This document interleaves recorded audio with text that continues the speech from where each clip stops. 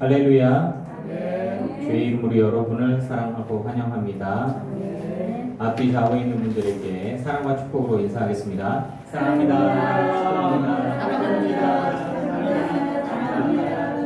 축복합니다. 사랑합니다. 사랑하고 축복합니다. 사도신경으로 신앙 고백하시겠습니다. 전능하사 천지를 만드신 하나님 아버지를 내가 믿사오며 그 외아들 우리 주 예수 그리스도를 믿사오니 이는 성령으로 잉태하사 동정녀 마리아에게 나시고 본디오 빌라도에게 고난을 받으사 십자가에 못 박혀 죽으시고 장사한 지 사흘 만에 죽은 자 가운데서 다시 살아나시며 하늘에 오르사 전능하신 하나님 우편에 앉아 계시다가 저리로서 산자와 죽은 자를 심판하러 오시리라. 성령을 믿사오며 거룩한 공회와 성도가 서로 교통하는 것과 죄를 사하여 주시는 것과 몸이 다시 사는 것과 영원히 사는 것을 믿사옵나이다. 아멘. 찬양집 14장 찬양하시겠습니다.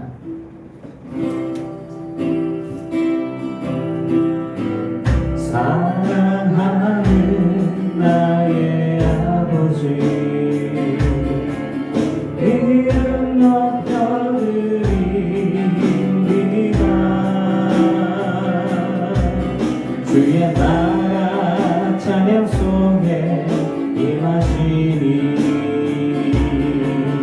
능력에 주께 찬송하네.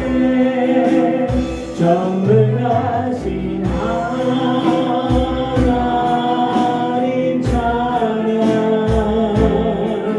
언제나 동일하신 주 전능하신 하나님 찬양 영원히 다스리네. 주의 이름 높이리 나 주의 이름 높이리 나 주의 이름 높이리 하늘 높이 올린 깃발처럼 주의 이름 높이리 전능하신 하나님 찬양 언제나 동일하신 주 전능하신 하나님 찬양 영원히 다스리네.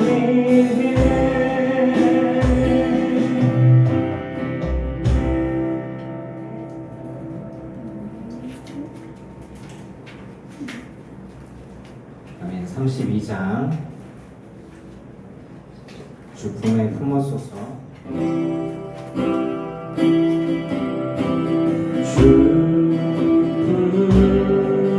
주품에 품으소서.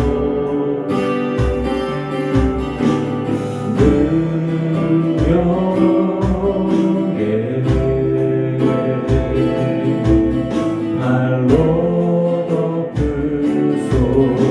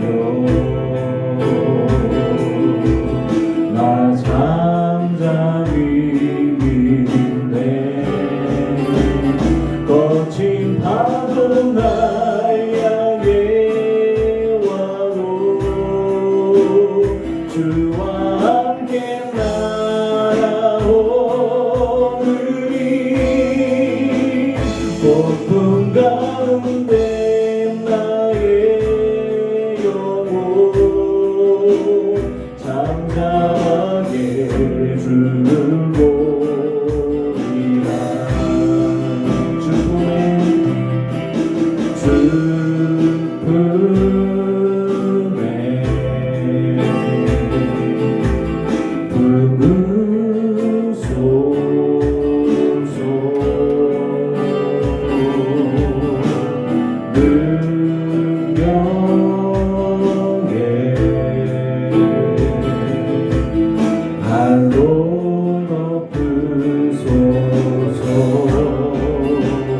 거친 파도 날 향해 와도 주와 함께 날아오르리.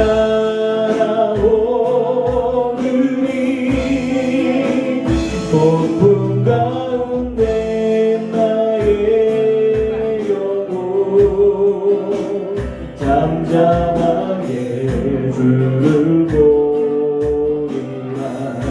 주님 안에 주님 안에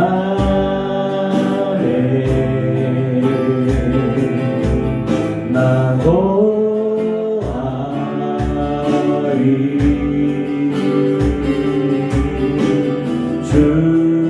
주여 나 잠잠히 믿네. 거친 파도 날 향해 와도 주와 함께 날아오르리.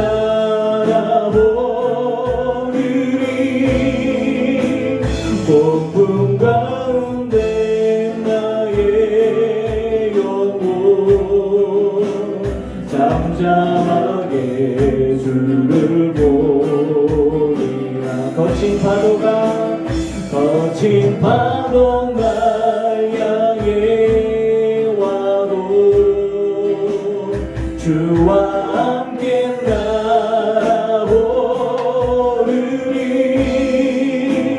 폭풍 가운데 나의 영혼 잠잠하게 주를 보리라. 거친 파도 날 향해 와도 주와 함께 날아오르리. 폭풍 가운데 나의 영혼 잠잠하게 주를 보리라. 잠잠하게 주를 보리라. 잠잠하게 주를 보리라.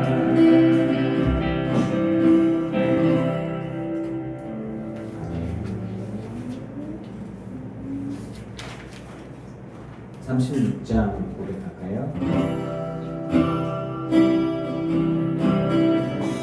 무한시 자진할 때 깊은 한숨 내쉴 때 그런 풍경 보시며 단식하는 분 있네.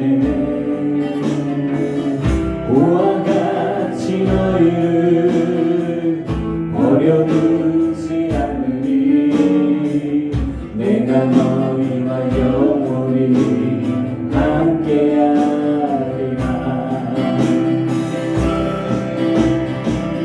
성령이 오셨네. 성령이 오셨네. 내 주에 보내신 성령이 오셨네. 우리 인생 가운데 주를 찾아오셔서 그 나라 꿈꾸게 하시네.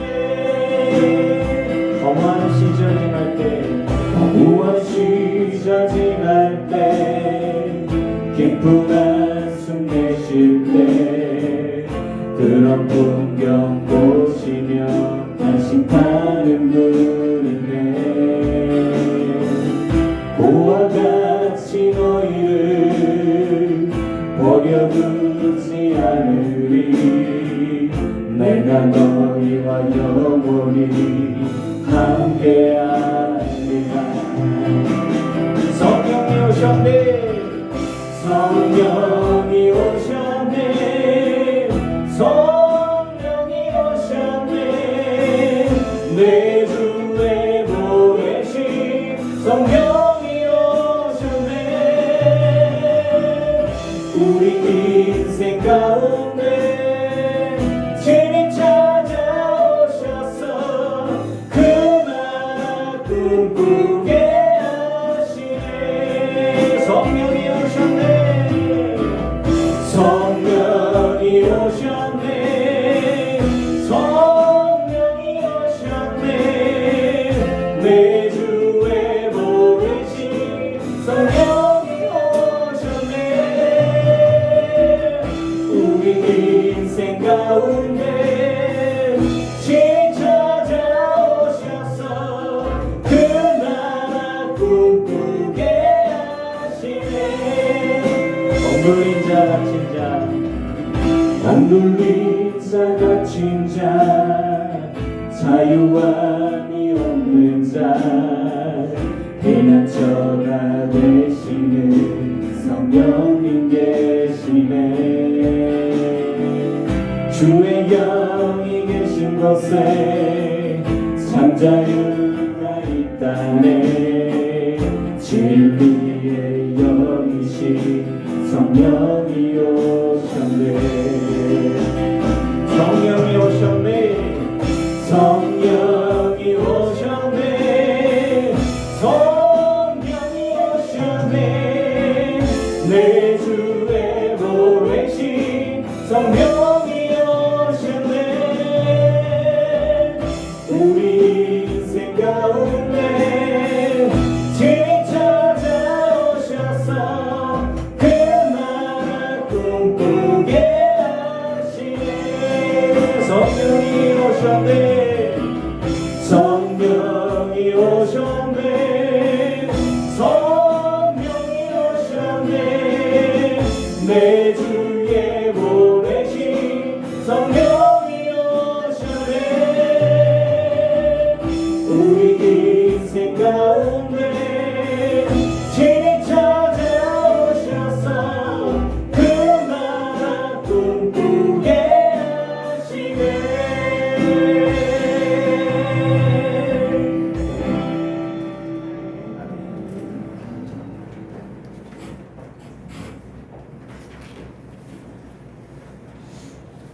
우리 예배자입니다. 나는 하나님을 예배하는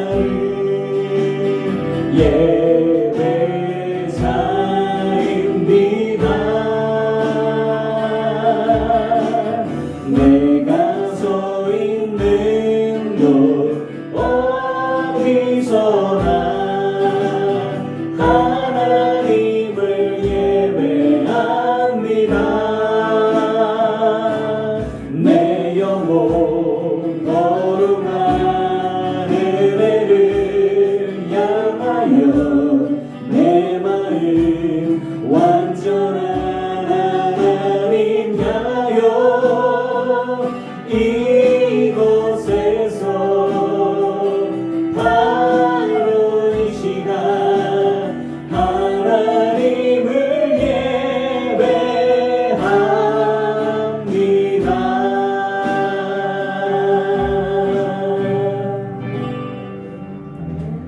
우리의 마음을 모아서 신지혜 집사님 기도하시겠습니다. 다 같이 기도드리시겠습니다.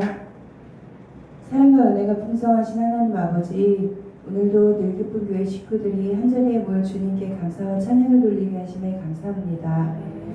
한 주간도 부족하고 연약한 저희들을 보살펴 주시고 사랑해 주심에 감사드립니다. 이 모양 저 모양으로 갖가지 힘들고 어려움이 공존하던 한 주간도 성령님께서 저희 마음 안에 늘 임재하시어 모든 것 주관하시고 옳은 길로 인도하심 또한 감사드립니다. 오늘도 준비하신 말씀을 통하여 주님 은혜 나눠주실 이효준 목사님을 축복하여 주시고 항상 그 옆에서 묵묵히 힘이 되고 즐거움이 되는 사랑스러운 사모님과 아이들을 기억하여 주시옵소서. 비록 여러 가지의 사정으로 주님 전에 함께하지 못하는 성도님들과도 늘 함께하여 주옵시고 이 자리에 모여 다 같이 예배드릴 수 있는 날이 속히 오게 하여 주시옵소서. 각 성도님들의 가정 안에도 언제나 영육간의 강건함 더하여 주시고 저희들의 기도가 하늘에 닿게 하여 주시옵소서. 늘 진실한 기도와 찬양을 주님께 드려 주님께서 기뻐하시는 삶 살게 하여 주시옵소서. 한 주간도 주님 닮아가는 선한 한 주를 살아가게 하여 주시고 변함없는 주님의 사랑에 늘 기쁘고 감사하는 마음으로 행복한 한 주 되게 하여 주시옵소서. 이 모든 것 주님께 맡기오며 살아계신 예수 그리스도의 이름으로 감사하며 기도하였나이다. 아멘.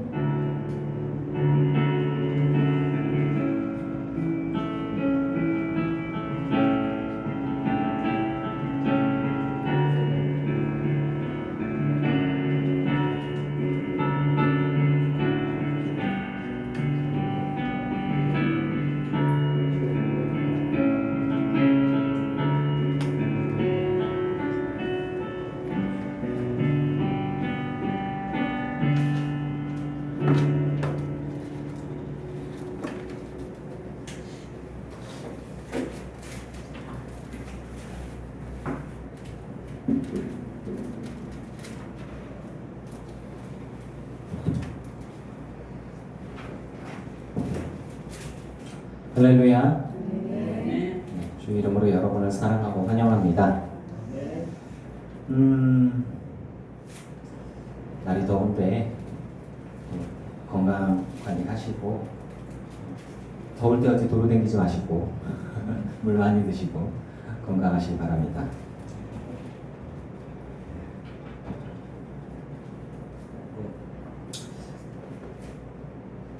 평생에 휴가를 가는 게 몇 번 안 되는데 좀 기분 좋은 일이 있어서 가족들하고 같이 휴가를 좀 갔다 왔어요.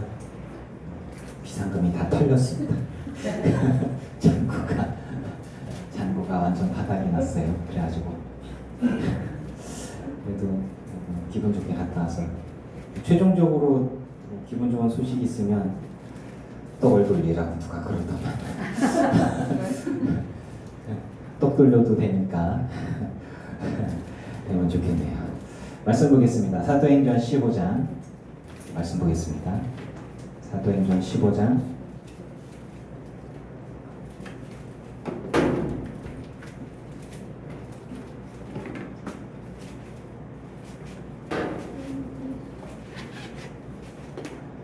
16절에서부터 20절까지 말씀.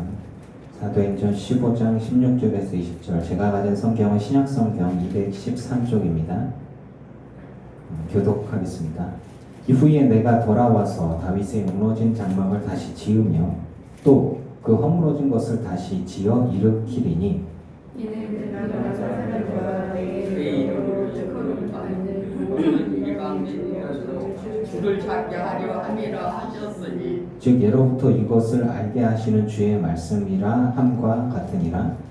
그러므로 내 문제는 이방인에서 하나님으로부터 배우게 하지 함께 있습니다. 다만 우상의 더러운 것과 음행과 목매어 죽인 것과 피를 멀리하라고 편지하는 것이 옳으니 아멘. 네.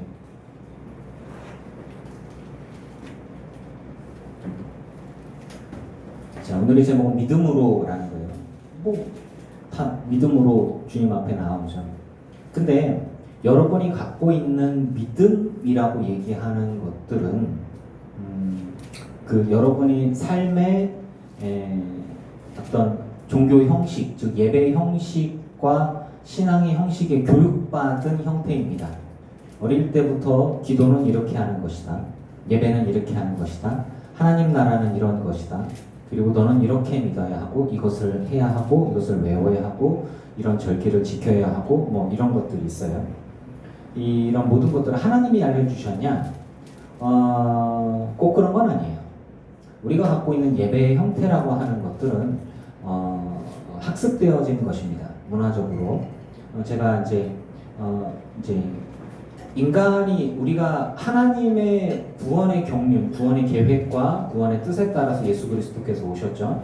그리고 그 이후에 요 몇 주 사이에 사도행전을 보면서 사도행전을 바라보는 시각을 세계사적인 시각과 그리고 종교사와 역사 문화적인 시각으로 봤을 때 왜 유대인들 정치 지도자들이 예수 그리스도를 처형할 수밖에 없었냐, 죽일 수밖에 없었냐라고 하는 그들이 선택은 나라와 민족이 우선이었고 믿음보다는 정치적인 선택이었고 이제 이런 것들로 그들을 제가 이해하려고가 아니라 그럴 수도 있겠구나라는 부분들로 이렇게 해서 역사의 흐름을 좀 보면서 이제 얘기를 했죠. 그리고 예수님의 제자들이 처음에는 그리스도교라는 새로운 종교를 만들려고 한 건 아니었어요. 이들은 그냥 여호와 하나님을 섬기는 유대인들이면서 하나님의 보내실 약속하신 메시아를 기다리는 사람들이었어요. 그리고 여호와 하나님을 섬기는 이들인데 메시아가 오셨으니까 그 메시아가 우리의 왕이고 그 메시아를 고백하는데 유대인들은 그 메시아를 죽였단 말이죠. 그러니까 유대인들 입장에서는 예수 그리스도가 메시아여서는 안 돼요. 왜냐면 자기들 손으로 죽였거든. 그러니까 하나님의 뜻에 대적하는 자가 되어졌으니까 유대인들과 유대교회의 종교 지도자들과 그 정치 지도자들은 철저하게 예수 그리스도는 자기들이 수용할 수 없는 대상인 거예요. 그러니까 메시아여서는 안 돼. 메시아라도 메시아여서는 안 되는 거였어요. 그런데 예수님을 따르던 제자들 같은 경우에는 내가 직접 보았는데 그래서 증인인 거예요. 내가 예수님을 따라야 되는데 그분이 병자를 고쳤고 귀신을 쫓아냈고 죽으셨다가 살아나셨는데 주를 따르던 우리에게만 보이셨단 말이지. 그러니까 하나님의 뜻과 하나님의 구원의 계획이 무엇인지를 이렇게 알려주셨어요. 그러니까 유대인들 안에서도 그러니까 메시아닉 주라고 얘기하는 예수 그리스도, 즉 우리에게 메시아가 오셨다, 그걸 고백하는 유대인들이란 뜻의 메시아닉 주예요. 1%, 2%밖에 안 돼요, 유대인들 가운데. 그들은 뭐 그리스도 교회에 속했다라고 보기는 좀 독특한 개념이에요. 그러니까 그때 이후로 현대 교회의 역사는 로마가 카톨릭이라고 얘기하는, 즉 313년에 로마가 예수님을 자신의 구주 그리스도 교회를 자신들의 국교화시키고 공교화시키면서부터 그 영향으로 거기서 나왔던 예배 문화, 찬양 문화가 따로 독립해요. 그런데 유대인들은 유대인들만의 예배 문화가 따로 있어요. 그리고 사마리아인들은 옷도 따로 입어요. 사마리아인들은 사마리아 예배 형태가 따로 있어요. 초대교회와 지금의 예배 형태는 또 달라요. 러시아의 동방종교회라고 하는 데는 제가 이제 그 대학원에서 그 예배 형태에 대한 부분들을 리포트 하다가 동방종교회라고 하는 것들을 이제 리포트하게 됐어요. 그래서 서울에 있는 동방종교회에 가서 새벽 예배를 참여했었어요. 그들은 음악도 없고 악기도 없고 그리고 말씀을 읽을 때 원어로 읽어요. 그렇게 하고 그리고 흔들흔들하면서 하고 그리고 좀 예배 형태가 굉장히 특이하더라고요. 그게 어쩌면 동방종교회는 그 로마 카톨릭 이후에 중세 시대 이후에 중세를 지나면서부터 예배에 악기가 들어오기 시작했고 피아노가 들어오고 그 피아노가 이제 파이프 오르간으로 바뀌었죠. 그렇게 되어지면서 다른 악기들 또 시간이 더 지나가면서 기타가 들어오고 신디사이저가 들어오고 뭐 드럼이 들어왔죠. 뭐 이런 부분들이 막 들어오면서 현대 예배 형태가 되어졌죠. 제가 예전에 아프리카 예배는 뛰다니는 예배다라고 얘기를 해서 여러분들이 웃었던 것 같아요. 근데 실제로 그래요. 뭐 문화 같은 거, 일본의 교회 같은 경우에는 귀신의 집 같아요. 만장, 빨간 바탕에 하얀 글씨로 된 만장이 쫙 붙어 있어요. 또 그럼 귀신의 집 같아요. 되게 막 그래요. 그런 느낌. 그리고 혹시 우리 일본 애니 좋아하는 우리 애들은 이 일본의 크리스마스 추리는 빨간색일까요? 초록색일까요? 기억 안 나요? 초록색. 예린이가 제일 잘 알아. 초록색이에요. 근데 일본의 귀신, 신의 피의 색깔은 무슨 색깔이에요? 초록색이에요. 그래서 초록색 등으로 추리를 만들어요. 신기하죠? 그러니까 그들이 갖고 있던 문화적인 형태 같은 것들이에요. 우리나라에 100년 전에 왔을 때 교회 형태는 기역자 형태로 되어 있고 그리고 기와집으로 되어 있었어요. 그래서 남녀가 함께 앉을 수 없다. 그래서 이렇게 남녀가 기역자로 돼 있어서 입구도 다르고 여자분들 예배하는 거 다르고 남자분들 예배하는 거 다르고 그 커튼이 쫙 쳐 있었어요. 서로 못 봐. 이런 식으로 어떻게 남녀가 함께 한 자리에 앉을 수 있는가 뭐 이런 문화들 그러니까 그런 예배와 문화 형태가 그 지역의 문화들과 융합되어졌어요. 근데 그 지역의 문화를 하나님이 주셨나요? 사람들이 만들었나요? 사람들이 만든 거죠. 자, 그럼 제가 여러분들께 얘기할게요. 어느 교회 가면 예배가 적응이 안 되는 경우가 있어요. 적응이 안 되고 그리고 어떤 분들은 카톨릭 예배 가면 앉았다 일어났다 앉았다 일어났다 힘들다라고 얘기하는데 일어나는 이유는 뭡니까? 하나님의 말씀을 감히 어떻게 앉아서 읽느냐? 그들은 그런 믿음의 고백이 있어요. 그래서 하나님의 말씀을 읽을 때 일어서서 하나님 앞에 이렇게 뭐 어른이 올 때는 일어서서 맞이하지 딱 앉아있고 어른이 서서 이렇게 들어온다. 그렇지 않잖아요. 그러니까 그런 개념들의 문화가 이제 남아있는 거예요. 근데 뭐 그런 부분들로 이해를 해주면 좋겠어요. 자, 그래서 제가 지금 이야기가 내가 갖고 있는 예배 형태와 신앙의 고백과 믿음의 형태는 내가 살아온 그 교회와 교회 공동체 안에서의 학습되어지는 것들이에요. 그 내 몸에 배 있는 거죠. 어떤 분들은 얘기해요. 아유 신앙생활하는 거 심심해. 왜? 새벽에 가야 되는데 새벽 예배를 못 하잖아.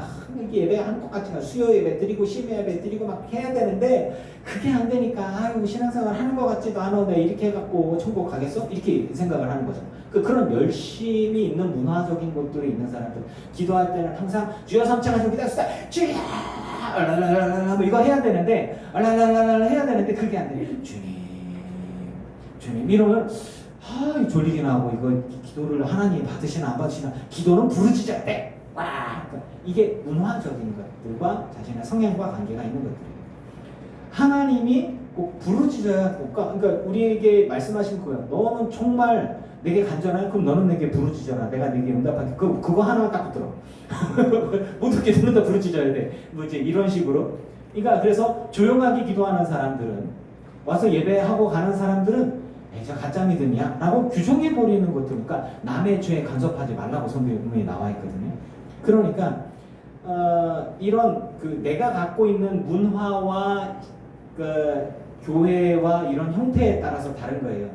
초창기 교회에서 여러분 일제시대 때의 신앙을 지키고 핍박을 받으면서도 내 신앙을 꺾으려면 내 목을 잘라라 라고 하면서 굳건하게 지켰던 사람이 영남지역 사람들이에요. 그리고 영남지역에서 고신측, 장로교 안에 고신측이에요. 태종대라고 혹시 들어봤죠? 저 부산에 그쪽에 섬같이 이렇게 따로 떨어지는데 사실은 저 위쪽에 뭐 평양 지역 중심으로 핍박이 그러니까 왜냐하면 신학교가 거기 있었고 막 굉장히 부흥하고 서울 지역 한양 중심으로 굉장히 막 교회가 발전되고 부흥하면서 커졌지만 부산의 태종대 그쪽에 어느 그 숲과 섬으로 좀 연결되어 있지만 나무와 뭐 섬으로 따로 떨어져 있어 거기에 몇 명 예배한다고 좀 관심이나 가져 일본 애들이 또 대략 그랬어요. 그 사람들은 박수도 안 쳐요. 여기 그 경상도 지역 분들 좀 아시겠어요? 어디 경건한 예배 시간에 박수를 쳐. 하나님 말씀 아멘. 그 정도만 하면 되는 거지. 말씀 듣다가 아멘 이런 게 없어 시끄럽게. 이게 이런 어디 양반이 그러니까 그들이 갖고 있던 문화, 그들이 갖고 있던 신앙의 형태. 하지만 그들이 조용히 예배만 드리고 간다고 해서 그들의 열정이 부족하냐? 그들의 믿음이 약하냐? 아니에요. 핍박이 있을 때 어쩌면 열정적으로 예배하고 기도하던 이들이 열정적으로 일본의 친일파로 넘어가는 경우가 되게 많았어요. 민족대표 33일 중에 감리교인들이 되게 많았죠. 하지만 그들이 핍박을 받으니까 다 면전했어요. 얼마나 핍박을 많이 했는지. 이런 부분들에 대해서 다 사실은 다 역사적으로 봐야 돼요.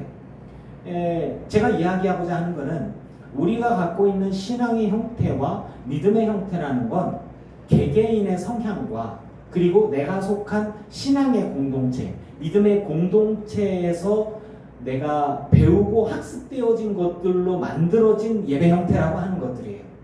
그래서 나의 신앙과 저 사람의 신앙과 저 교회의 신앙 형태가 조금 다를 수 있더라도 그 사람의 진실한 믿음과 신앙은 누가 판단한다? 내가? 하나님이 판단한다 라고 하는 거예요. 그런 것들을 전제로 얘기를 하는 거예요. 그런 걸로 봤을 때 혹 내 믿음과 하나님의 알려주시는 믿음이 부딪히는 경우가 있어요. 나는 저 사람들은 아니라고 생각해. 그런데 하나님이 예스라고 한다면 그건 예스인 거예요. 자, 우리가 기도할 때 눈 뜨고 눈 감고 기도하잖아. 왜? 눈을 왜 감고? 무릎 꿇고 두 손을 모으고 눈을 감고 기도를 해야 한다라고 좀 배웠어요. 어렸을 때부터. 그런데 눈 뜨고 서서 기도한다면 불경건한 거 아니다. 필리핀에 여러 번 가서 예배해봐요. 다 눈 뜨고 기도하지. 필리핀 가서 손 붙잡고 하나님 앞에 기도합시다. 열심히 기도하는데 어느 순간 다 보니까 다 자기 쳐다보고 있더래 이렇게. 선교사는 혼자 눈 감고 기도해. 다른 사람은 그들은 눈을 뜨고 기도하는 거예요. 그들의 문화는 그거예요. 이제 그런 식이죠.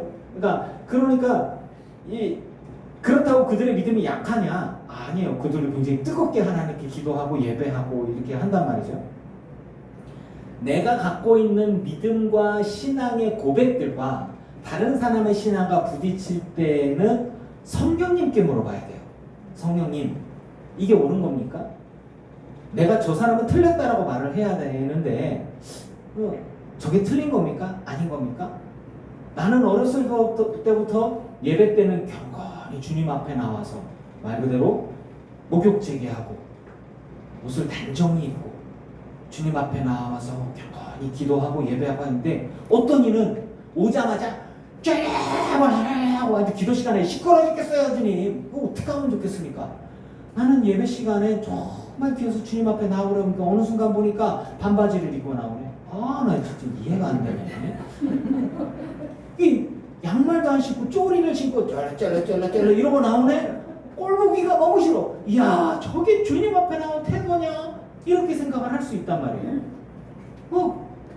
근데 어느 순간 호주 지역에 산타클로스로 보니까 산타클로스가 반바지 입고 반팔에다가 이렇게 하고 그러고 수염 달고서 돌아다니고 근데 예배하는 모든 사람들이 반바지에 어느 순간 보니까 목사도 슬리퍼 신고 반바지에 나와서 설교하고 있네. 야, 나 진짜 내가 이렇게 보니까 주님 나는 이렇게 배웠는데 쟤네는 왜 저러죠? 더워 죽겠는데 뭘 이렇게 양말을 입고 이제 이런 거란 말이죠. 주님, 저는 어렸을 때 강대상에는 목사님만 올라가는 것으로 배웠어요. 근데 어느 순간 보니까 어떤 애들이 신발 신고 올라와서 왔다 갔다 하고 돌아다니네.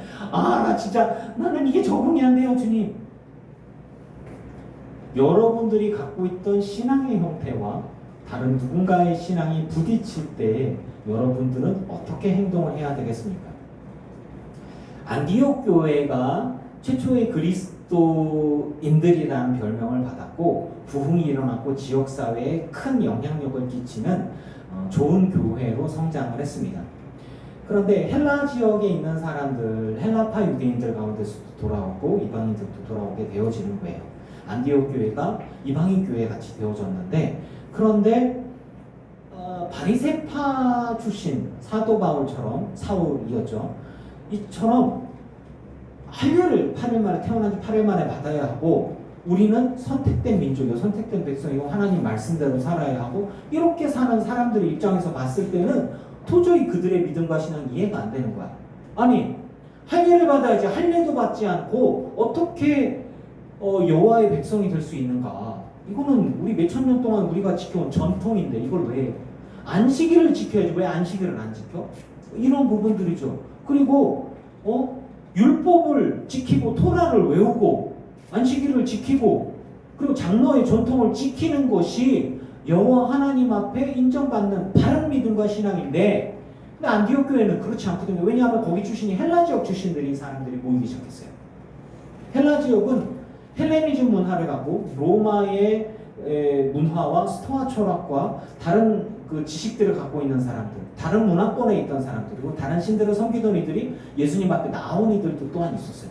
그러고 나니까 굳이 유대인들이 갖고 있는 그 예배 형태와 종교 형태, 즉 니들 다 할례 받아야 돼. 나는 할례 안 받았어도 성령을 받았는데 나는 안디옥 교회 다니는데 이렇게 되어지는 거예요. 그러니까 그들이 갖고 있던, 즉 바리새파 출신의, 꼭 찍어서 바리새파라고 볼 수는 없지만 이 뒤에 보면은 이제 그 예루살렘 회의의 출발점이 되어지는 바리새파 사람들이 막 웃기기 시작하는 거예요. 그래서 바리새파라고 추정할 수 있는 거예요. 유대에서 시키지도 않았는데 예루살렘 교회에서 안디옥 교회로 간 거예요. 가갖고 얘기하는 거예요. 사람들을 모아놓고 모세의 법대로 할례를 받지 않고 너희 율법을 지키지 않으면 너희 구원 못 받아. 이렇게 가르치기 시작을 하는 거예요. 그들은 성령을 받은 사람들이었을 거예요. 그러니까 사도 바울처럼 말이죠. 그러니까 하나님의 성령이 임했음에도 불구하고 하나님의 성령이 임하는 것과 하나님의 말씀을 듣고 해석하고 신학적으로 어떤 방향성과 노선을 갖고 이야기하는 거는 또 다른 거예요.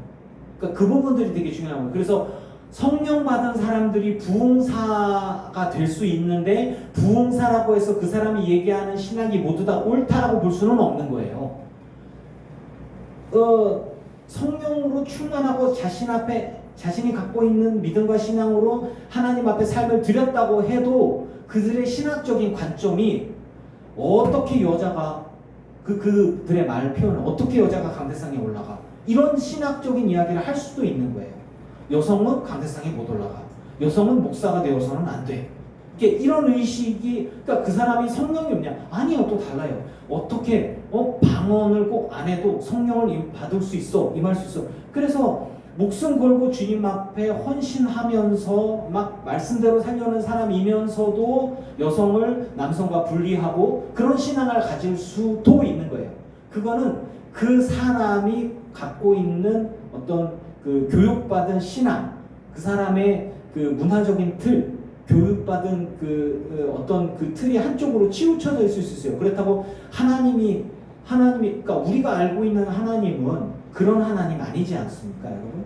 그럼에도 불구하고 그걸 고수할 수도 있는 거예요. 그런데 그런 일들이 부딪혀 왔을 때에 어떤 일이 발생되어지냐면 내가 선택을 해야 되는 거예요. 내가 그동안 교육받아온 것은 이건데, 내가 알고 있는 것은 이건데, 하나님이 다른 식으로 이야기해 줄 때에 내가 갖고 있는 믿음과 하나님이 알려주고 지시하는 그 방향성과 다를 때, 그것이 부딪혀 왔을 때 나는 무엇을 선택해야 하는가에 대한 것들이에요. 자, 오늘 조금 복잡한 말들이지만 여러분들이 갖고 있는 것, 즉 뭐 그런 것들이에요. 혹여나 우리 어른들 중에서 카톨릭은 이단이요라고 교육받은 분들이 있을 거예요. 유대인들은 지옥에 갈 놈들이요 라고 교육받은 분들이 계실 거예요. 그건 잘못됐다고 볼 수 없어요. 하지만 제가 목사로서, 감리교 목사로서, 그리고 성경을 통해서 신학적으로 봤을 때 우리가 카톨릭을 부인하면 우리가 부인되는 거예요. 그리고 유대인들을 부인한다면 우리가 부인되는 거예요.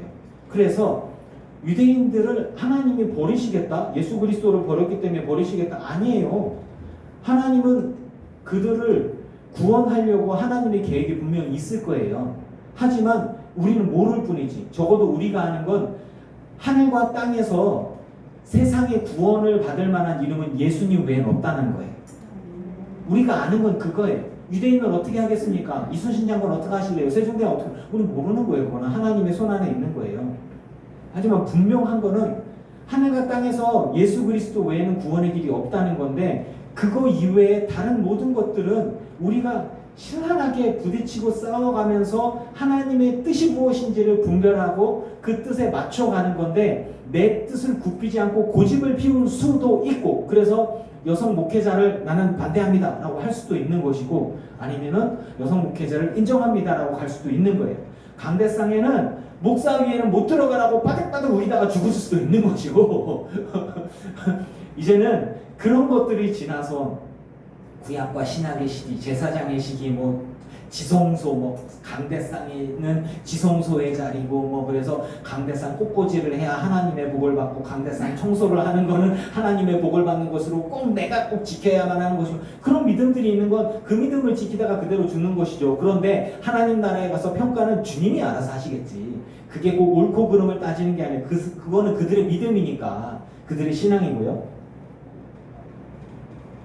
그런데 이제 심각한 선교적인 방향성에 문제가 생기는 거예요. 뭐냐면 유대인들 아니고선 구원이 안 돼. 이런 이야기를 하는 사람들과 아니다. 성령이 임하셨는데 우리가 그걸 어떻게 거부하냐. 이방인이라도 하나님의 성령을 받았으니 그도 우리 여호와 하나님의 믿음을 갖고 있는 이들이니 믿음으로 주님 앞에 나오고 예수 그리스도 앞에 나와서 죄 사함 받았으니 우리 교회 안으로 받아들여야 한다. 안 된다. 그 사람도 할례를 받아야 한다. 유대인이 되어야 한다. 그리고 그 사람들도 토라를 외워야 하고 그리고 절기를 지켜야 하고 여호와 앞에 나와야 한다라고 우기는 사람들이 생기는 것들이 발생됐어요. 이 부분들이 이해가 가시죠 이제? 이런 문화가 이게 왜 이런 일이 생겼냐? 사람들이 얘기해요. 우리 2000년대, 그러니까 우리나라 역사 가운데 2000년대까지 교회가 계속 부흥했어요. 그런데 2000년대 이후로 계속 침체되고 있습니다. 그래서 2000년대 때 교회가 더 부흥하지 않으니까 그때 내세웠던 슬로건이 초대교회로 돌아가자예요. 기억나시죠? 초대교회로 돌아가자. 근데 바보 같은 소리예요. 초대교회 어땠어요? 신학적으로 겁나게 싸우던 시기예요. 정립도 하나도 안 되고. 그리고 제일 중요한 건 초대교회 때 핍박이 어마무시했어요. 핍박이 어마무시했어요. 그럼 그때로 돌아가자는 얘기는 우리 핍박 받읍시다. 우리 열심히 싸웁시다. 이런 것들이에요. 그러니까 부흥하는 당시에 그 뭐 교회가 든든하여 평안히 성하고 이게 날마다 믿는 자의 수가 늘어나더라. 그거 하나 딸랑 붙들고 그 시대로 돌아가자라고 우기는 건 제가 느끼기엔 바보 같은 거예요.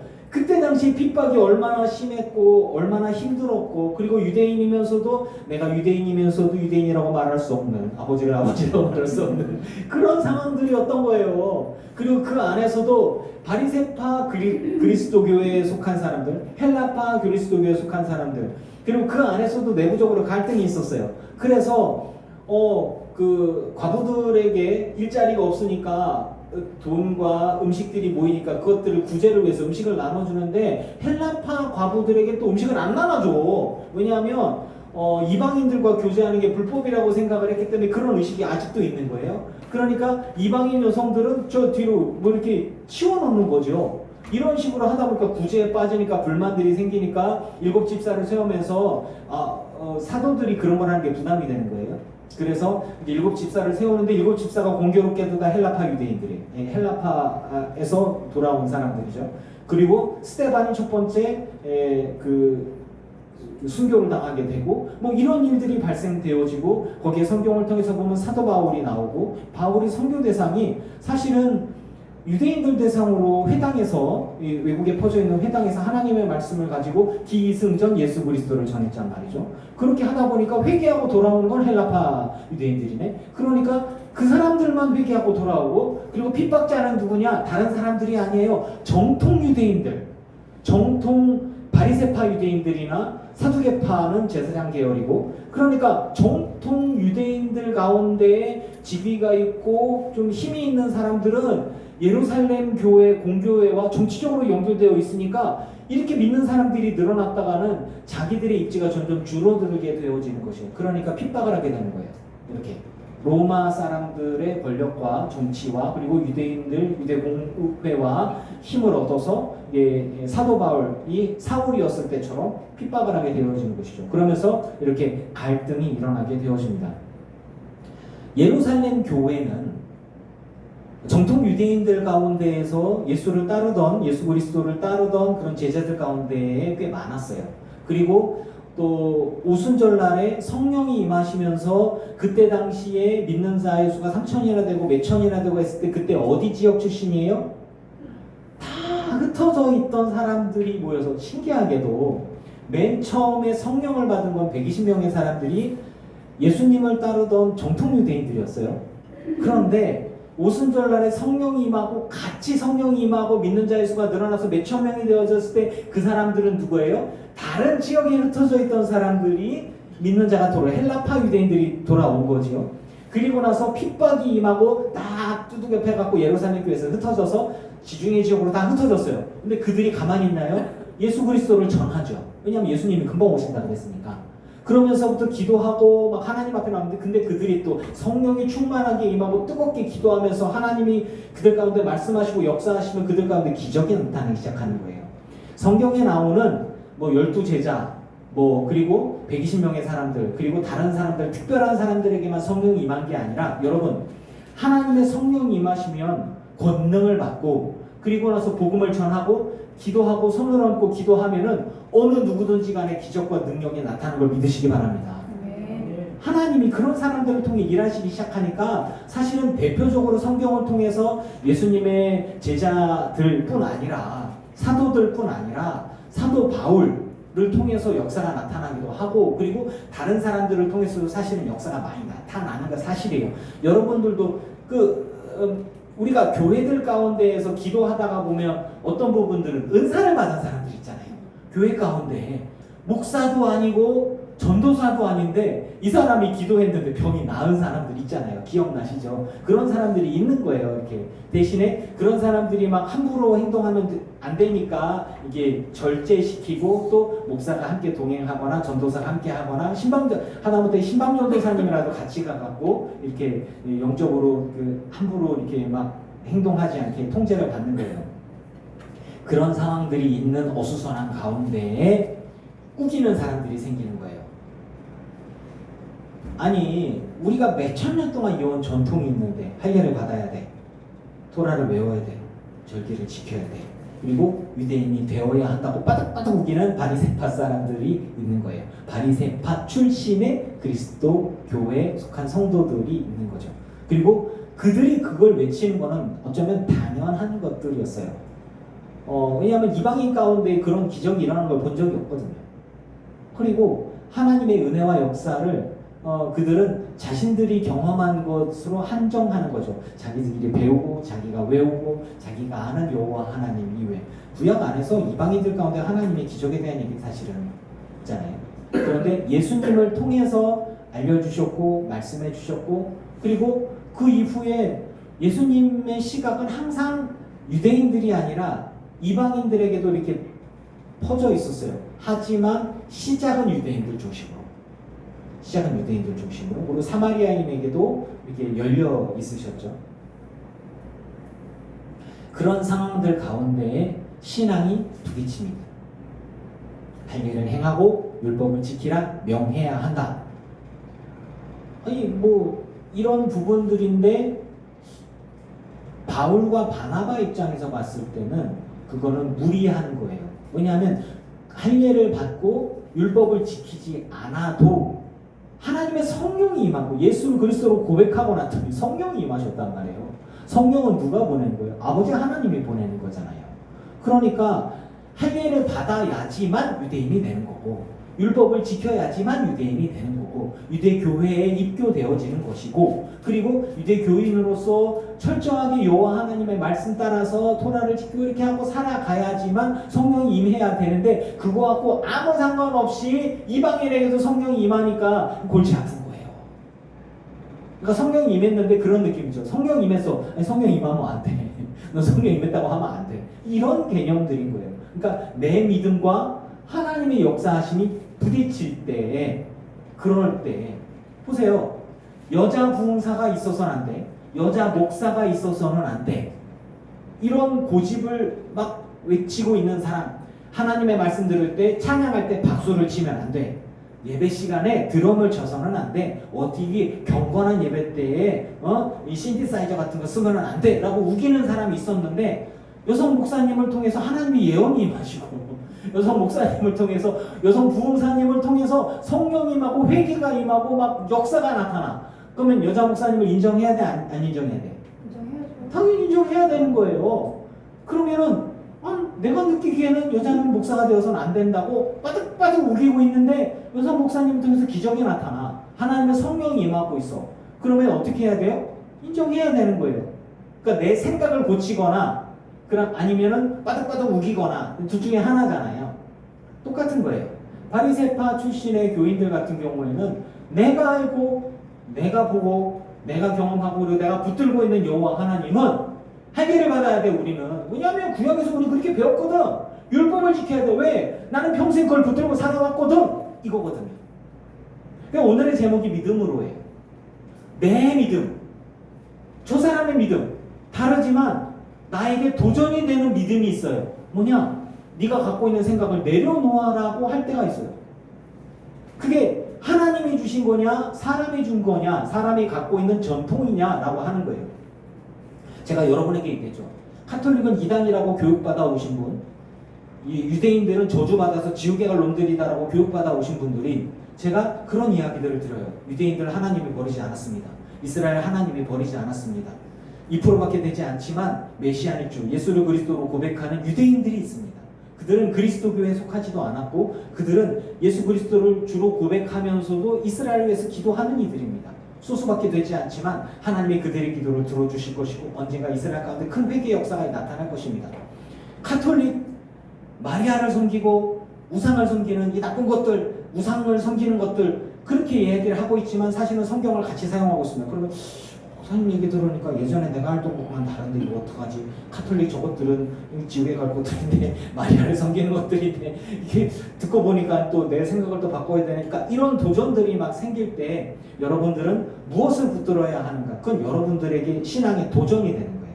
내가 그동안 믿어왔고 내가 그동안 붙들어왔던 그런 믿음, 여자는 목사가 될 수 없다는데 목사님 얘기 들으니까 그것도 또 아닌데 뭐 이런 것들이란 말이죠. 새벽 예배를 꼭 해야만 하는데 근데 역사적으로 보니까 불교랑 싸우다 보니까 생긴 거라 뭐 이상한데 이런 부분들이 막 생기는 거죠. 주일날은 꼭 지켜야지, 주일 성수를 꼭 지켜야 하나님의 복을 받는다고 얘기하고 막 헌금을 열심히 해야지, 직분도 받고 뭐도 받고 막 천국에 간다고 이렇게 얘기를 하는데 목사님 그거하고 아무 상관없다고 그러나요? 믿음만 있으면 된다네? 이거 어떻게 하면 되지? 그것도 여러분들의 선택이에요. 그거는. 하지만 그러면 목사님이 맞는지 내 믿음이 맞는지 누가 이기는지 한번 해보려고 그 싸우자고 하는 얘기가 아니라 구원은 주님 앞에 있는 거예요. 심판은 주님이 하시는 거예요. 그리고 신학은 신앙의 틀과 기조는 사람이 만드는 거예요. 그러니까 예배 때 박수를 쳐도 되고 안 쳐도 되고 여자 목사님이 세워도 되고 안 세워도 되고 여자 부흥사가 있어도 되고 없어도 되고 또 직분 받을 때 헌금을 해도 되고 안 해도 되고 뭐 이런 것들이에요. 주일 성수를 꼭 지켜야지 천국을 간다고 믿는 사람들이 있고 나는 곧 죽어도 주일날에는 장례가 나도 나는 예배 안 빠져 이런 분이 있고 그런데 교회 오려고 하는데 문제가 생겼어. 교통사고가 났어. 누가 도움이 필요해. 목사님 예배 빠져야 되겠습니다. 목사가 얘기합니다. 빠지세요. 그 사람 먼저 구하세요. 뭐 이런 부분들이 생긴단 말이죠. 근데 이런 것들이 그럼 나는 주일날 빠져갖고 천국에 못 가고 나 주님 앞에 책망을 받으면 어떡하지요? 뭐 그럴 수도 있는 거예요. 그거는 그걸 누가 뭐라고 할 수 없어요. 대신에 여러분들이 믿고 있는 믿음과 하나님께서 알려주시는 믿음과 이 부딪힐 때에 그때 나는 무엇을 선택해야 하는가는 정말 눈을 똑바로 뜨고 분별할 수 있어야 돼요. 하나님이 주시는 말씀이냐 나의 고집이냐 혹은 내 믿음이 잘못되냐 저 사람의 생각을 뜯어 고칠 것이냐 내 생각을 뜯어 고칠 것이냐는 내 선택인 거예요. 자, 그런 도전들이 분명히 옵니다. 그래서 이제 교회 안에 지금 우리에게 오는 여러 가지 도전과 신앙의 선택들이 있음과 함께 초대교회에도 그런 일이 발생하는 거예요.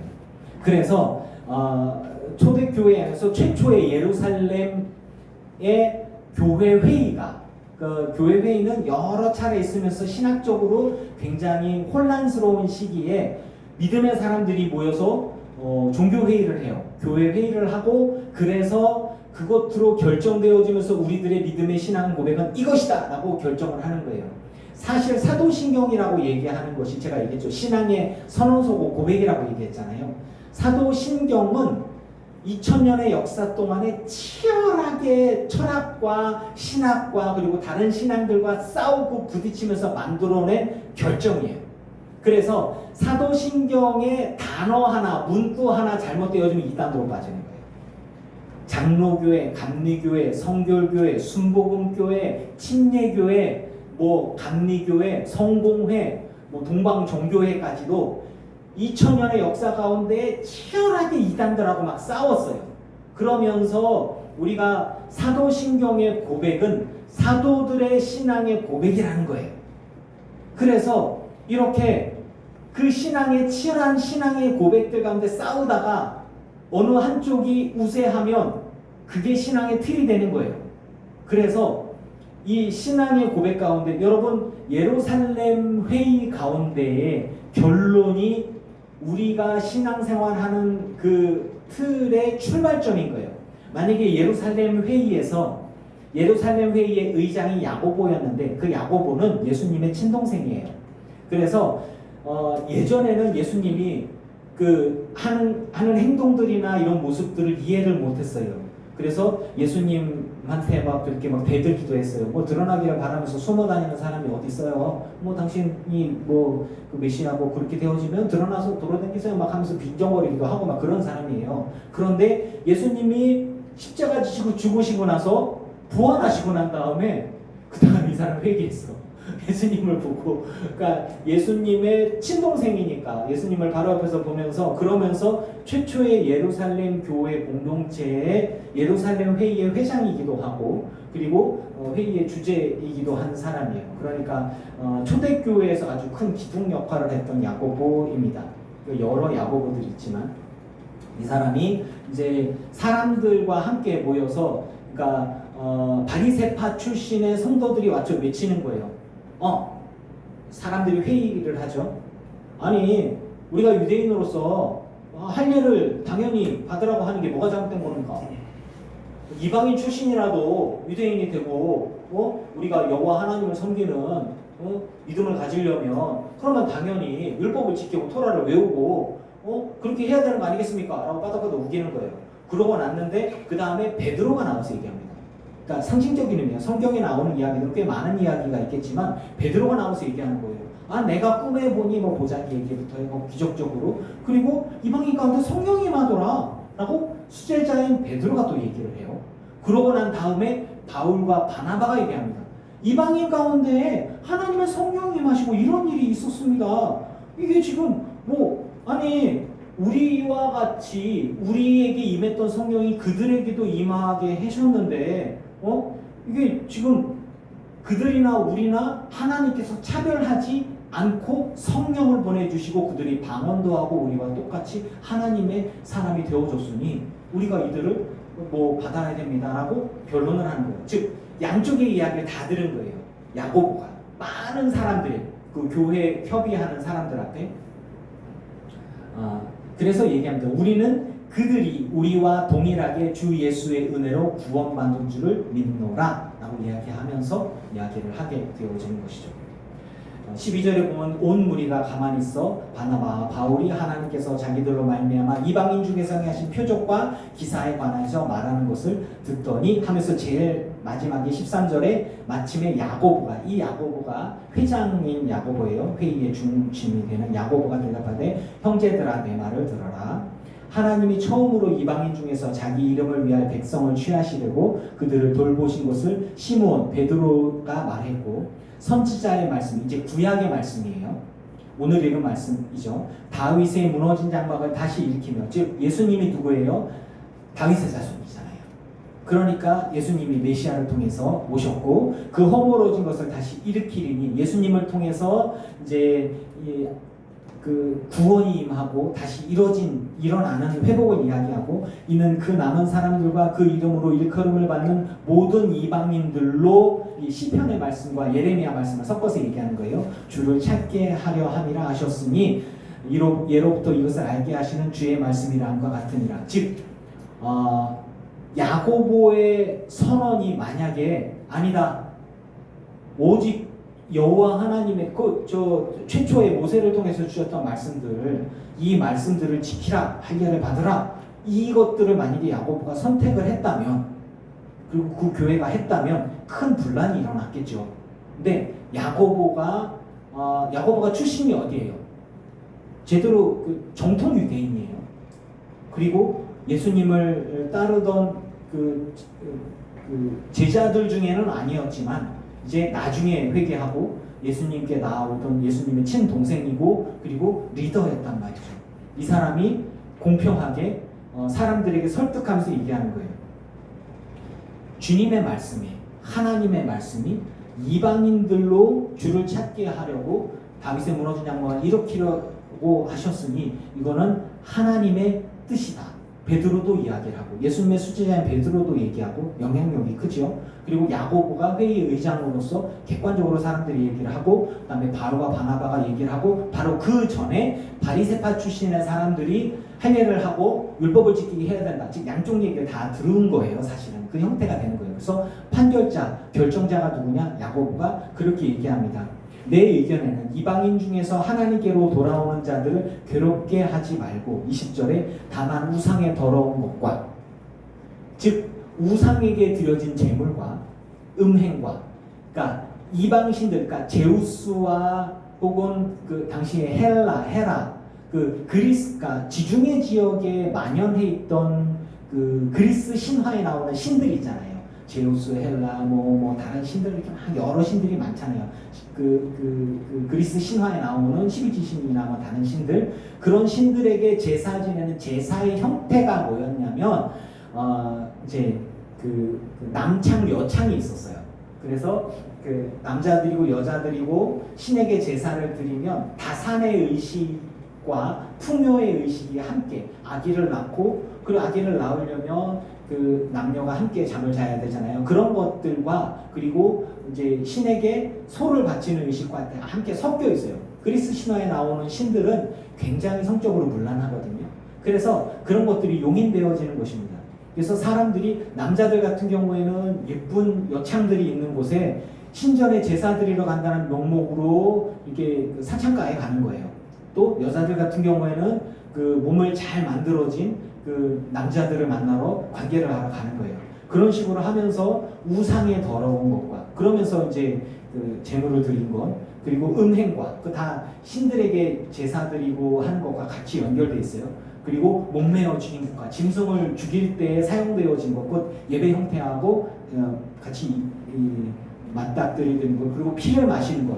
그러니까 짐승을 잡아서 죽이고 그 피가 생명이라고 그러니까 그 짐승의 피를 생피체로 이렇게 마시는 형태가 있는 거예요. 그러니까 짐승을 목매달아 죽이고 그리고 음행을 하고 그리고 뭐 이렇게 우상에게 드려진 제물을 갖고 먹고 그리고 시장에 돌아다니는 것들 갖다 먹고 고린도서에 또 그런 부분들을 갖고서 이렇게 신학적으로 바울이 이야기한 부분들도 있어요.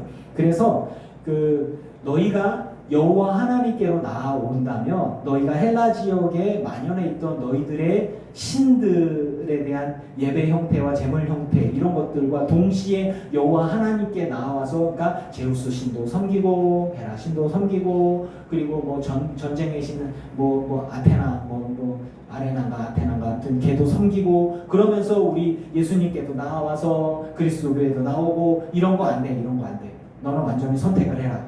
그리고 그 제사를 빌미로 한 음행에 너희들이 이렇게 참여하거나 그 고기를 먹거나 하는 것을 하지 말아라 라고 요것만 하라고 편지하는 것이 옳으니 예로부터 각성에서 모세를 전하는 자가 있어 안식일마다 회당에서 그들을 읽음이더라 라고 얘기하면서 이방인들이 편지를 전하면서 하는 거예요. 사람들이 전했는데 행례를 받아야 되고 토라를 외우고 율법을 지키고 개종을 하고 이런 게 아니라 예수 그리스도 앞에 온전히 나와서 예배를 하고 주님 앞에 예배를 할 때 예수 이름으로 예배하는 것 이외에 다른 것들이 필요가 없다. 대신에 너희들이 그동안 섬겨왔던 다른 신들에 대한 모든 예배 형태와 그 관련된 것들과는 다 끊어라. 그것만 얘기하면 된다 라고 하고서 결론이 나진 것이에요. 그러면서 누구를 받아들이기 시작하는 거예요? 공교회 전체적으로 이제 그리스도 교회는 헬라파 유대인들 뿐 아니라 순수한 이방인들에게도 예수 그리스도를 전하고 그들이 세례를 받고 나면은 교회 교인이 되어지는 거예요. 그러니까 그런 사람들이 누가 되는 거예요? 야고보가 얘기했던 형제들아라고 얘기하는 거예요. 자, 여기 최초의 교회 협의에서부터 어떤 게 결정이 된 거예요? 이제는 유대인들과는 완전히 갈라지게 되어지는 거예요. 유대인들이 갖고 있는 율법과 완전히 갈라지게 되어지는 것이에요. 하지만 믿음의 대상은 누구입니까? 여호와 하나님은 틀려요? 같아요? 같은 거예요. 자, 이 부분들 이해하시죠? 여호와 하나님은 같은데 라인이 메시아닉 주, 즉 예수 그리스도인 메시아를 인정하는 유대인들로 이루어진 교회만이 아니라 순수한 이방인이라 하더라도 이제는 예수를 그리스도로 고백하면 형제가 될 수 있다는 거예요. 2000년 전에 이렇게 선택되어졌기 때문에 우리도 예수를 그리스도로 고백하면서 그들과 형제가 되는 거예요. 할렐루야. 네. 2000년 전에 이렇게 교회 회의를 통해 결정이 되어져. 이게 굉장히 중요한 거예요. 이거는 뭐냐면 그동안의 사람들은 당연히 할례를 받아야 하고 율법을 지켜야만 했지만 이제는 예수 그리스도를 통해서 진리, 예수 그리스도라는 진리 가운데 이제 자유하게 되어지고 구원의 지경이 유대인들만이 아니라 예수님을 통해서 온 인류로 확장되어져 버린 역사적인 사실이고 그것을 선포해 버린 거예요. 그래서 그쪽에 속했던 사두개파든 바리새파든 에세네파든 어느 지역이든 상관이 없이 어떤 계열이든 상관없이 야고보를 통해서 온 그리스도 교회는 헬라파 유대인이든 정통 유대인이든 순수 이방인이든 상관없이 예수를 그리스도 고백하고 주님 앞에 나오는 모든 사람들은 우리가 다 예수님 안에서 다 형제 자매가 되어질 수 있다는 게 되어져 버렸어요. 그동안의 자신들의 믿음과 신앙으로 철저하게 유대인으로서 학습되어져 왔던 갖고 있었던 모든 것들이 한순간에 다 무너져 버리는 것들이에요. 그러면서 이들은 선택을 해야만 되는 거예요. 나 예수를 그리스도로 고백하면서 그리스도 교회에 있을 것이냐, 아니면 바리새파 출신의 그리스도 교회에 다니는 사람들은 안 된다. 어떻게 저 이방인들까지 받아들일 수 있냐? 나는 안 된다. 나는 다시 유대교회로 돌아가야지 라든가, 아니면 아니 근데 예수님만이 나의 구원자신데 그러면 이쪽으로 돌아오지. 그거를 선택을 해야만 하는 선택권이 누구한테 있는 거예요? 그 성도들에게 있는 것이죠. 자, 이런 일들이 일어날 때에 역사는 누가 한 거예요? 선택은 사람들이 했지만 그 증거를 보여주고 역사를 보여준 건 누가 하신 거예요? 하나님이 하신 거잖아요. 베드로에게 찾아가서 이방인에게서 어떤 기적과 은혜와 역사가 나타나는 것들을 보여주고 이끌어 주신 것이 베드로가 직접 자기가 찾아갔고 이방인에게도 헬라파 유대인에게도 뭐 이런 게 아니라 하나님이 베드로에게 나타나셨고 이야기하셨고 그가 갖고 있던 그 껍질을 깨고 나오도록 하나님이 이끌어내셨잖아요. 바울과 바나바 가운데 회개와 성령의 역사가 나타났던 것도 그들이 직접적으로, 사실 바울과 바나바가 갔던 곳이 어디예요? 회당이에요. 회당은 어디예요? 유대인들이 모인 곳이에요. 회당은 하나님의 말씀을 읽고 그걸 해석하는 곳인데 지역이 외국 지역에 있잖아요.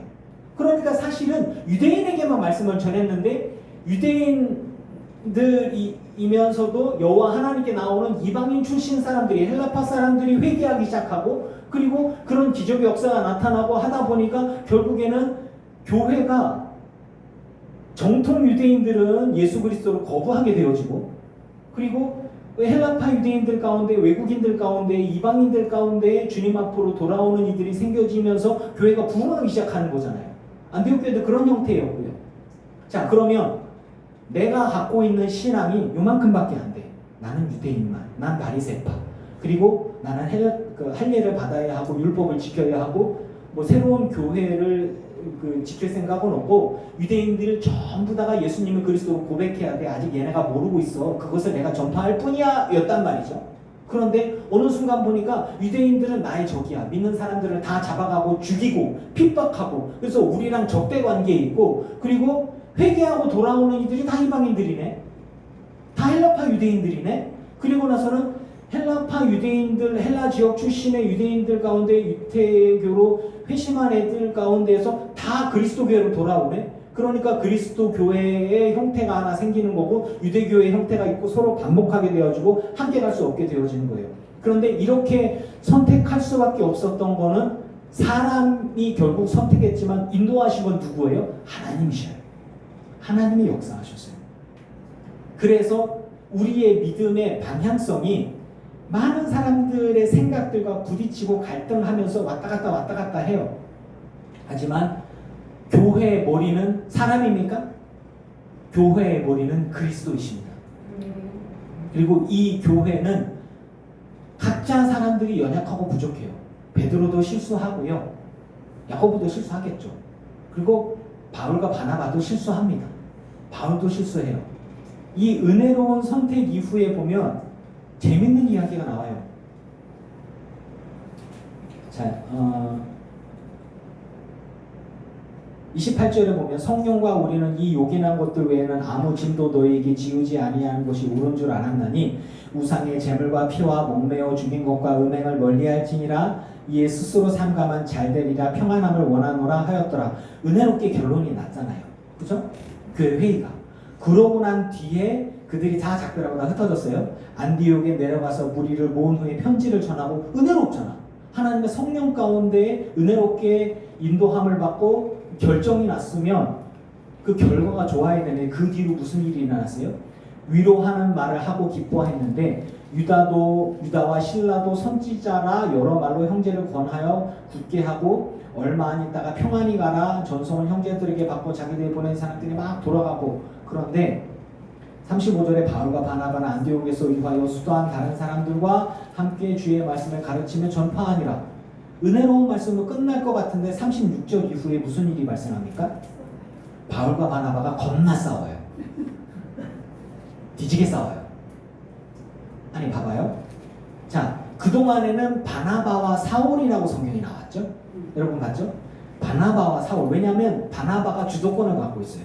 안디옥 교회 안에서도 바나바가 주도권을 갖고 있어요. 사울은 그저 바나바가 데려온 사람일 뿐이에요. 그런데 바울이 학식이 높고 현대 교회의 신학애들은 바울을 신학이라고 볼 수 있어요. 그래서 학식이 높고 말을 잘하고 그리고 언변이 뛰어나고 지식이 뛰어나기 때문에 이 바나바보다는 바울이 이제 말을 하는 사람이 되어주고 설교하는 사람이고 신학적으로 틀을 갖고 있는 사람이었어요. 그렇게 하다 보니까 어느 순간에 바나바와 사울이 바울과 바나바로 바뀌었어요. 성경에 앞에 나오는 사람이 더 우선권을 갖고 있습니다. 더 영향력이 있는 거예요. 그런데 이 바울과 바나바가 이 은혜롭게 안디옥 교회에서 치리하면서 편지도 쓰고 부흥이 일어나는 가운데 은혜롭게 끝났으면 좋겠는데 그 뒤에 마가라 하는 요한도 바나바가 데리고 가자 하나 자기 친척이에요. 그런데 바울은 밤빌리에서 자기들을 떠나 함께 일하러 가지 않은 자를 데려가니 옳지 않다요. 서로 심히 다투어 39절. 아니 성령의 사람들로 싸웁니까? 맞아요. 싸워요. 성령의 사람들도 싸웁니다. 성령의 사람들도 실수합니까? 실수합니다. 넘어질 수 있어요? 넘어집니다. 일어선 자는 넘어질까 염려하라가 정말 이건 거예요.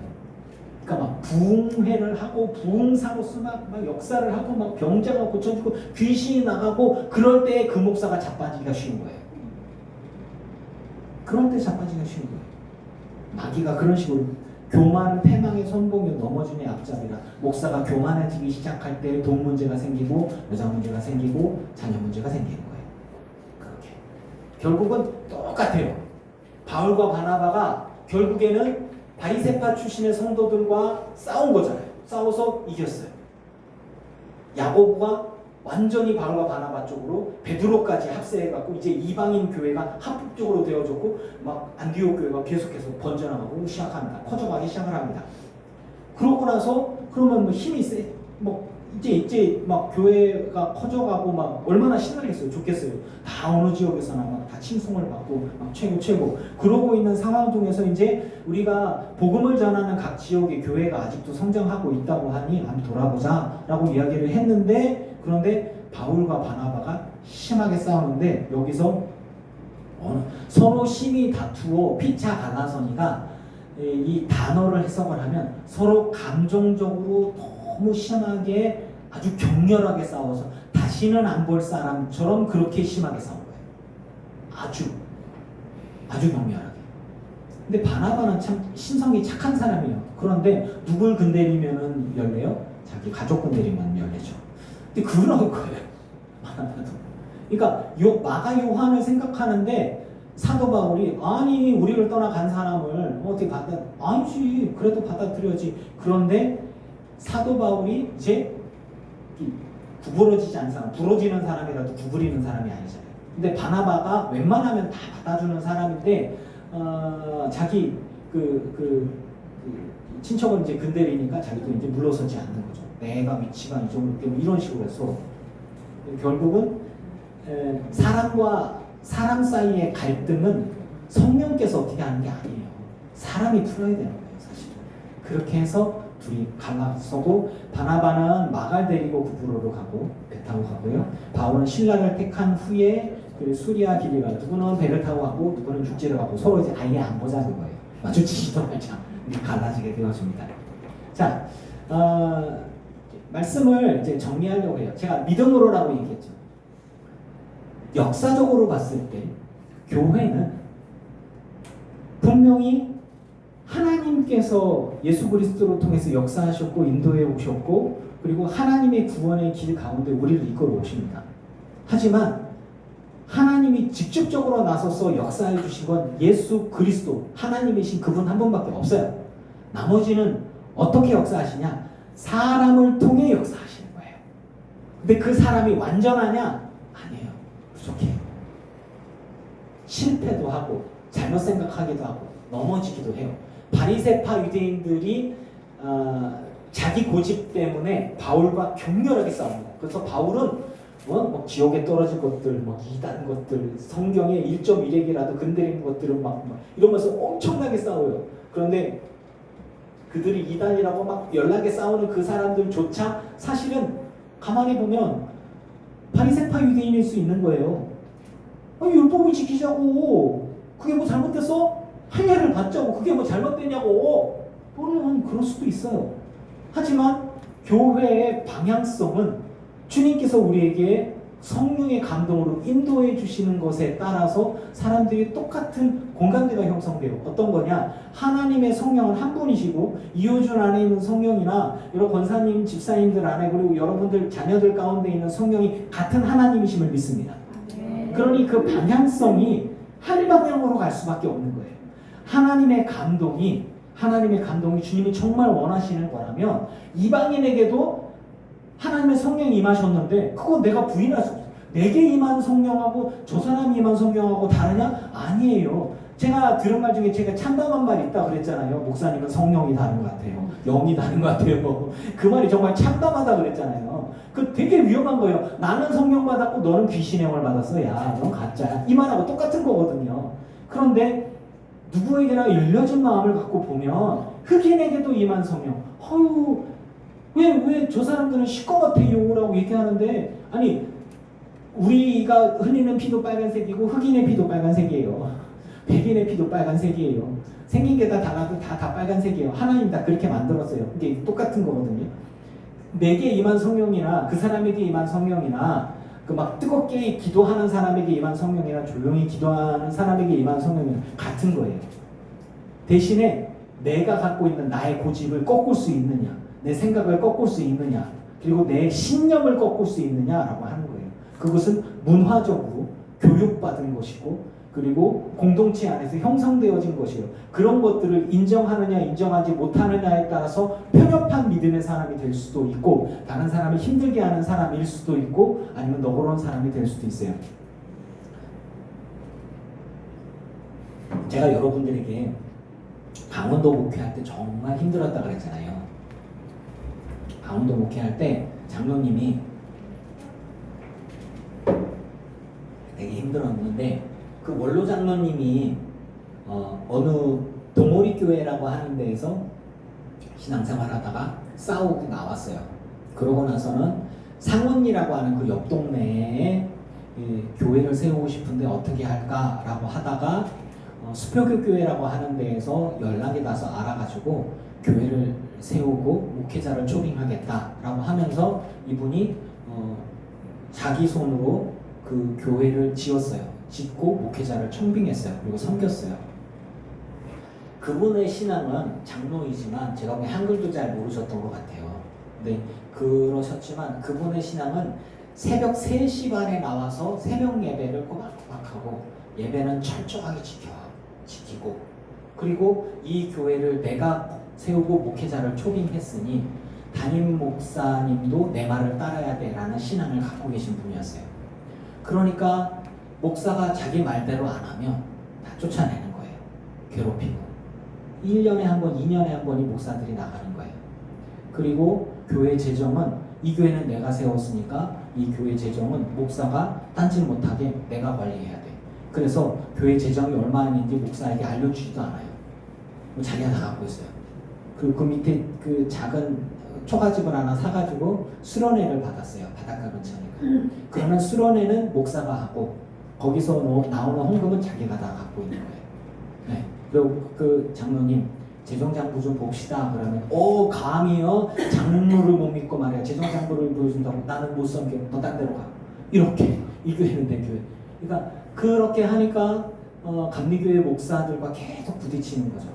그러니까 그분의 믿음과 신앙은 그렇게 해야 하나님이 기뻐하시는 거예요. 그러니까 다른 성도들이 왔어요. 목사가 다른 그 예수 믿겠다고 하는 성도를 전도해 왔어요. 그러니까 목사랑 성도가 제자 훈련하고 뭐 이렇게 가르치고 뭔가 이렇게 하잖아요. 그러면 목사가 교회에서 파당을 만들어 그리고 그 사람을 괴롭혀요. 그럼 내보내. 그렇게 해서 있는 사람들만 이렇게.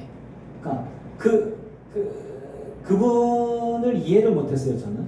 근데 그분이 갖고 있었던 건 뭐냐면 딱 바리새파 그리스도교인들과 똑같은 거예요. 그러니까 나는 내가 그동안 지켜왔던 믿음이 있어. 그동안 지켜왔던 신앙이 있어. 그거는 근대로서는 안 돼. 그러니까 저한테 얘기하는 거예요. 막 장로님 때문에 전도가 안 되고 뭐 이렇게 막 하니까 목사한테 소리를 깨 지르면서 막 하면서 목사님 기도 얼마나 해요? 자기는 새벽 3시 반부터 5시 반까지 기도하거든요. 매일매일. 그거 하나 붙들고 있는 거예요. 나머지는 다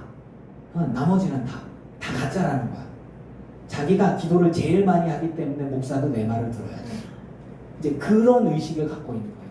그러니까 그분이 천국에 갔을까 안 갔을까 많은 목사들 10몇 명의 목사를 눈물 흘리며 가게끔 저 포함해서 뭐 그런 거.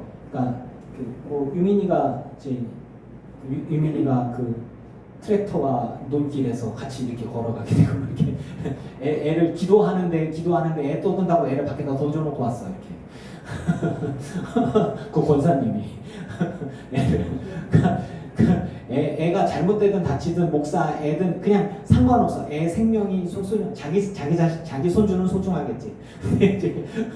그게 중요한 게 아니야. 그 권사님이 장로님이 기도하는데 애가 떠들었어. 그런 건 용서가 안 돼. 뭐 이제 이런 거죠. 자기가 갖고 있던 그 것들을 아무도 건드릴 수가 없는 거야. 그러니까 세상에서 가장 무서운 사람은 책 한 권 읽은 사람이 제일 무섭다며. 그런 거거든요. 어쩌면 그분의 신앙은 이런 바리새파 출신의 그리스도교인들과 같지 않았을까? 변화하려고 하지 않고 그냥 그렇게. 저는 여러분들에게 도전을 던집니다. 이효준 목사가 던지는 것들이 여러분들에게 어쩌면 생소하고 황당하고 당황스러울 수도 있어요. 하지만 그런 믿음을 가지셔도 그게 잘못됐다고 보진 않은 거예요. 막 나는 주일 성수를 목숨처럼 지켜야 돼. 그렇게 믿을 수도 있지요. 11절을 목숨처럼 해야 돼. 새벽 예배를 목숨처럼 해야 돼. 그런 믿음을 가질 수도 있어요. 그 믿음을 탓하진 않습니다. 하지만 그게 구원과 관계 있냐? 그건 좀 다를 수 있는 거잖아요. 그러니까 여러분들의 믿음의 형태를 여러분들이 선택하는 거예요. 그리고 내 믿음이라고 하는 것도 내가 학습되어지고 훈련받은 것으로 만들어진 신앙의 형태이고 내가 경험한 것으로 인한 믿음의 형태라고 하는 것들이에요. 그런데 나와 다른 문화권에 다른 사람들이 있을 때 그 사람들의 믿음도 내가 존중해 주되 그것들을 정죄하는 일은 없어야 되겠습니다. 여러분, 그래서 예수 그리스도 안에서 저는 여러분들이 자유할 수 있기를 축원합니다. 마음대로, 말 그대로 네 마음대로 믿어라가 아니에요. 주님이 알려주시는 게 있다면 그걸 받아들일 수 있는 넓은 마음이 있고 그러면서도 주님을 기쁘시게 하는 일에 여러분들의 삶을 드리고 진리 가운데 자유하면서 진정으로 주님과 함께. 그래서 항상 기뻐하라. 예수 그리스도 안에서 기뻐하고 기도하고 감사할 수 있는 게 저는 이 진리 안에서 자유하기 때문에 정말 기쁘고 즐겁고 행복한 삶을 살아갈 수 있다라고 이야기하는 것들이에요. 여러분, 그렇게 자유할 수 있기를 주 이름으로 축원합니다. 아멘.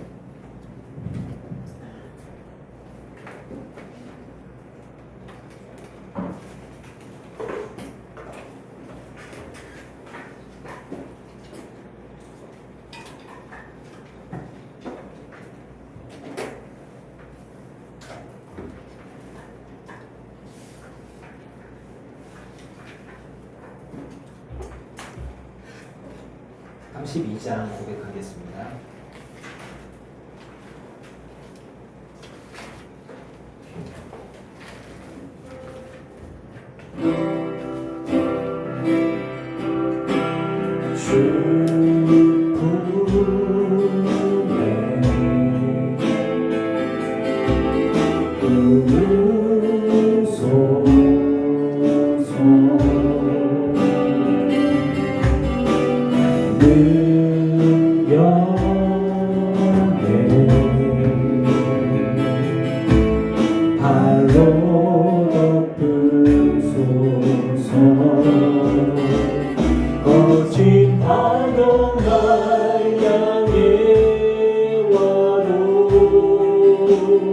주와 함께 날아오르리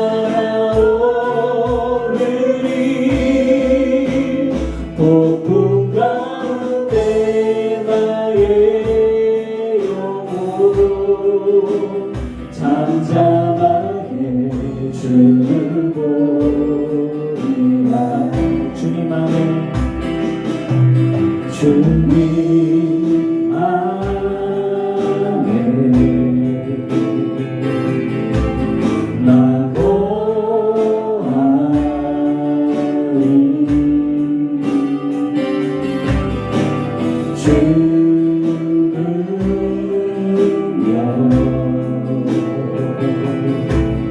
나 잠잠히 믿네 거친 파도 날 향해 와도 주와 함께 날아오르리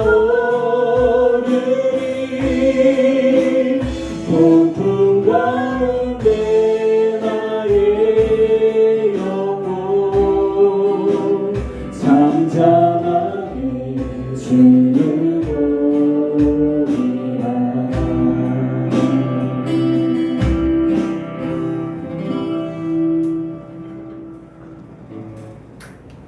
주님 앞에 예물 드릴 이들이 있습니다. 이들의 삶과 이들의 예물을 받으소서. 하늘의 신령한 곳으로 땅의 기름진 복으로 누르고 흔들어 넘치도록 하여 채워 주시옵소서.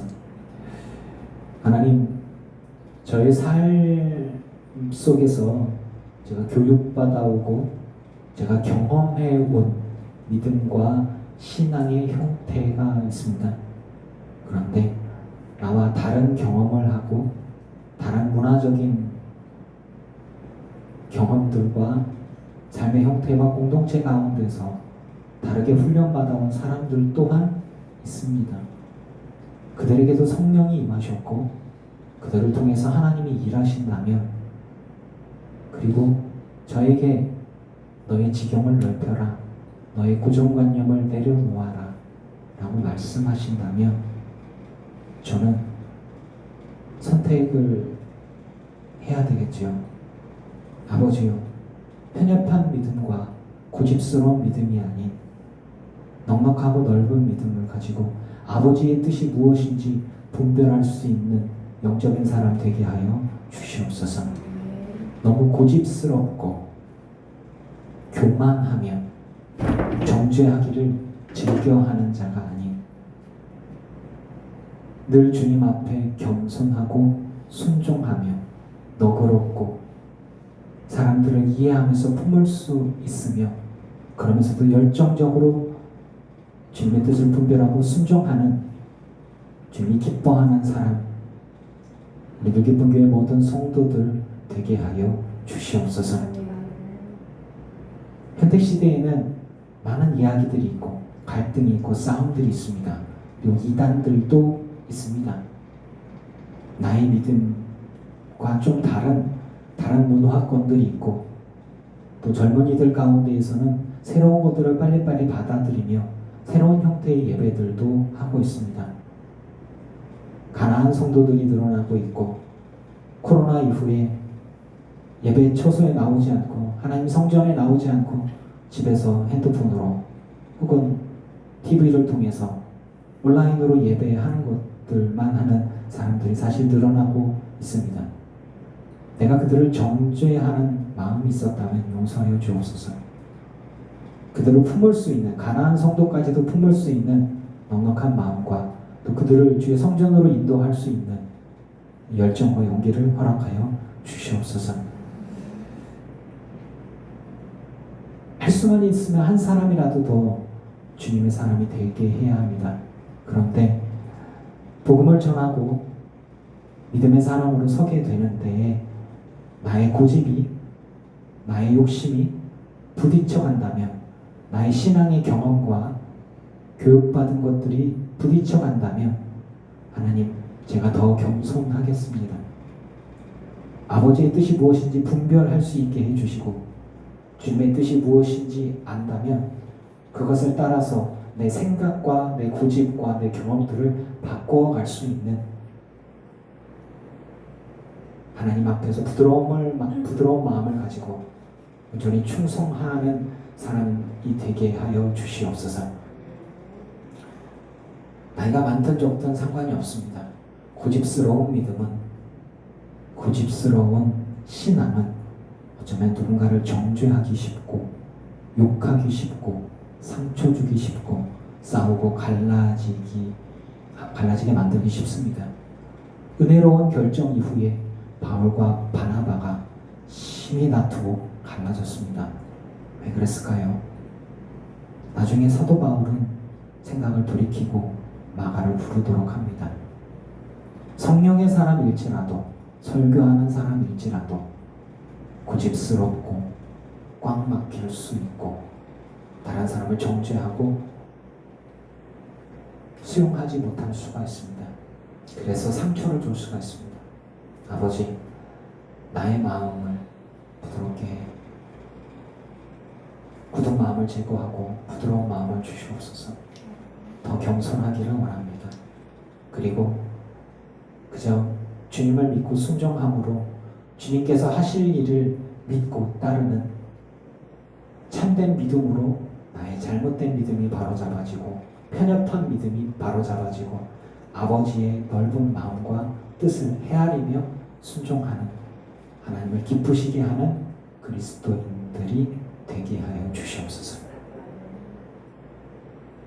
말씀을 보면서, 세계사를 보면서 주님의 뜻이 무엇인지를 분별하고 깨달아 알 수 있는 그런 성도이기를 원합니다. 우리가 인원은 작지만 한 사람 한 사람이 큰 사람이 되게 하옵소서. 정말 하나님의 뜻이 그렇게 편협한가? 하나님의 구원관이 그렇게 옹졸한가? 이 대답에 나는 그렇지 않다.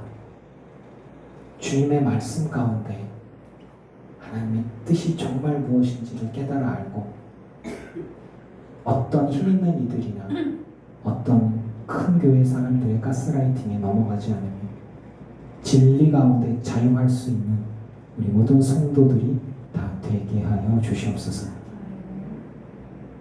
예수님 믿는 것은 기쁜 일이고 감사한 일이고 즐거운 일입니다. 그 기쁨 가운데 자유하면서 하나님 나라를 바라보고 기쁨으로 충성할 수 있는 우리 모두가 되게 하여 주시옵소서. 예수님의 이름으로 기도합니다. 아멘. 이제는 우리 주 예수 그리스도의 크신 은혜와 성부 하나님의 지극하신 사랑하심과 성령님의 충만케 하시고 승리하게 하신 은혜가 예배하는 일기쁜 교회 성도들과 오지 못한 이들과 온라인으로 예배하는 이들과 모든 이들의 가정과 가문과 자손과 일터 위에 이제부터 영원토록 함께 하시기를 간절히 축원하옵나이다. 아멘.